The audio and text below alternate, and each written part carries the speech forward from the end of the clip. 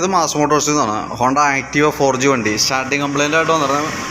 Self എടുക്കുമ്പോഴും start ആവുന്നുണ്ടായില്ല, kicker അടിച്ചിട്ട് വണ്ടി സ്റ്റാർട്ട് ആവുന്നുണ്ടായില്ല. നമുക്ക് ശരിക്കും പറഞ്ഞാൽ അതിൻ്റെ കംപ്ലയിൻ്റ് എന്ന് വെച്ചാൽ കാർബറേറ്ററിനകത്ത് ഈ സ്ലോ ജെറ്റ് ബ്ലോക്കായി പോയതുണ്ടോ. അപ്പോൾ തൽക്കാലം കാർബറേറ്റർ ഫുള്ളായിട്ടൊന്ന് അയച്ച് ക്ലീൻ ചെയ്തിട്ടുണ്ട്. അതിന് ശേഷം ഈ സ്ലോ ജെറ്റ് മാറ്റിയിട്ട് റീസെറ്റ് ചെയ്തിട്ടുണ്ട്. അപ്പോൾ കാർബറേറ്റർ ക്ലീൻ ചെയ്യാണ്ട് കാർബറേറ്റർ ക്ലീനർ ഉപയോഗിച്ച് ക്ലീൻ ചെയ്തതാണ് കേട്ടോ. അപ്പോൾ അതേപോലെ തന്നെ സ്ലോ ജെറ്റ് മാറ്റിയിട്ടുണ്ട്. പിന്നെയുള്ളതെന്ന് പറഞ്ഞാൽ ബാറ്ററി ഡിസ്ചാർജ് ആയിരുന്നു, തീരെ ചാർജ് കുറവായിരുന്നു. അപ്പോൾ നമ്മൾ ചെക്ക് ചെയ്യുന്ന സമയത്ത് 2022 മോഡൽ ബാറ്ററിയാണ് നമ്മൾ ഇരിക്കുന്നത്, ആമറോണിൻ്റെ ബാറ്ററിയാണ്. അപ്പോൾ ഞാനതിൻ്റെ ബാറ്ററി വോൾട്ടൊക്കെ ഒന്ന് ചെക്ക് ചെയ്തിരുന്നു, അപ്പോൾ തീരെ കുറവായിരുന്നു. അതിന് ശേഷം നമ്മൾ ബാറ്ററി ഒന്ന് ബൂസ്റ്റ് ചെയ്യാൻ വേണ്ടിയിട്ടായിരുന്നു, ചാർജ് ചെയ്യാൻ വേണ്ടിയിട്ട്. അത് കഴിഞ്ഞ് ചാർജ് ആയിട്ടുണ്ട്. 13.146 ഇഞ്ച് 13 വോൾട്ട് വരെ കിട്ടുന്നുണ്ട്. അപ്പോൾ നമുക്ക് നോക്കുമ്പോൾ അത്യാവശ്യം കുഴപ്പമില്ല ബാറ്ററിക്ക്. ബാറ്ററി ടെസ്റ്റ് ചെയ്ത് നോക്കുമ്പോഴും നിലവിൽ ചെക്കിങ്ങിലും ഓക്കെ ആയിട്ട് കാണിക്കുന്നുണ്ട് കേട്ടോ. അപ്പോൾ എനിക്കതിന് സെൽഫ് അടിച്ച് കുറേ നേരം യൂസ് ചെയ്ത് കാരണം ബാറ്ററി ചാർജ് ഇറങ്ങിയതായിരിക്കാം. അപ്പോൾ നിലവിലിപ്പോൾ ബാറ്ററി ചാർജ് ചെയ്ത് കയറ്റിയിട്ടുണ്ട്. ഇപ്പോൾ സെൽഫിൻ്റെ കേസൊക്കെ ഓക്കെ ആയിട്ടുണ്ട്, സ്റ്റാർട്ടിങ്ങിൻ്റെ കേസും ഓക്കെ ആയിട്ടുണ്ട്. പക്ഷേ നമുക്കെനിക്ക് വണ്ടിയുടെ സർവീസുമായി ബന്ധപ്പെട്ട് എനിക്ക് തോന്നുന്നു ടൈം ഒരുപാട് ഡിലേ പോയിട്ടുണ്ടെന്ന് തോന്നുന്നു കേട്ടോ. കാരണം ജനറലായിട്ട് സർവീസ് ചെയ്യേണ്ട ടൈം ആയിട്ടുണ്ടെന്ന് തോന്നുന്നു. അതൊന്ന് ചെക്ക് ചെയ്ത് നോക്കാം. നമ്മളിപ്പോൾ ജസ്റ്റ് ചെക്ക് ചെയ്യണ ഭാഗത്തും എല്ലാ ഭാഗങ്ങളിലും ചെറിയ പ്രോബ്ലംസ് കാണിക്കുന്നുണ്ട്.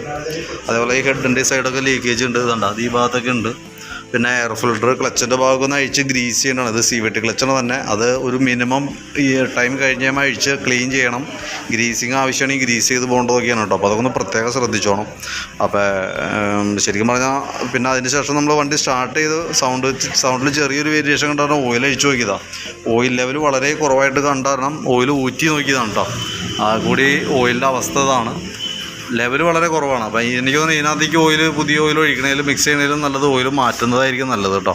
അപ്പോൾ ഓയിൽ ചേഞ്ച് ശരിക്കും പറഞ്ഞാൽ ഓരോ 3000 കിലോമീറ്റർ കൂടുമ്പോഴാണ് ഓയിൽ മാറേണ്ടത്.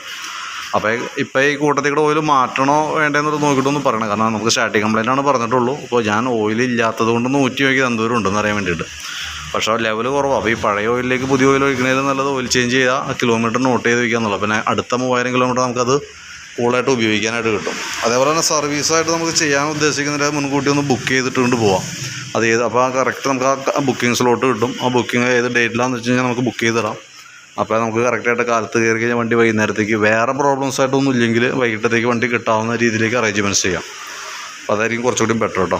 അപ്പോൾ ഞാൻ ഇപ്പം നിലവിൽ നമ്മൾ ചെയ്ത വർക്കിൻ്റെ എസ്റ്റിമേറ്റ് വാട്സാപ്പിലേക്ക് ഇടാം. അതായത് കാർബറേറ്റർ ക്ലീനർ വരുന്നുണ്ട്, കാർബറേറ്റർ ക്ലീനിങ്ങിൻ്റെ ലേബർ വരുന്നുണ്ട്, സ്ലോ ജെറ്റ് വരുന്നുണ്ട്, എഞ്ചിൻ ഓയിൽ ഞാൻ അതിനകത്ത് ഉൾപ്പെടുത്തുന്നുണ്ട്. നോക്കിയിട്ട് പറഞ്ഞാൽ മതി, നിങ്ങളുടെ പെർമിഷൻ കിട്ടിയാൽ മാത്രമേ നമുക്ക് ചെയ്യുള്ളൂ. അപ്പോൾ ഡീറ്റെയിൽസ് ഞാൻ വാട്സാപ്പിലേക്ക് ഇടാം, നോക്കിയിട്ടൊന്ന് പറയണം കേട്ടോ.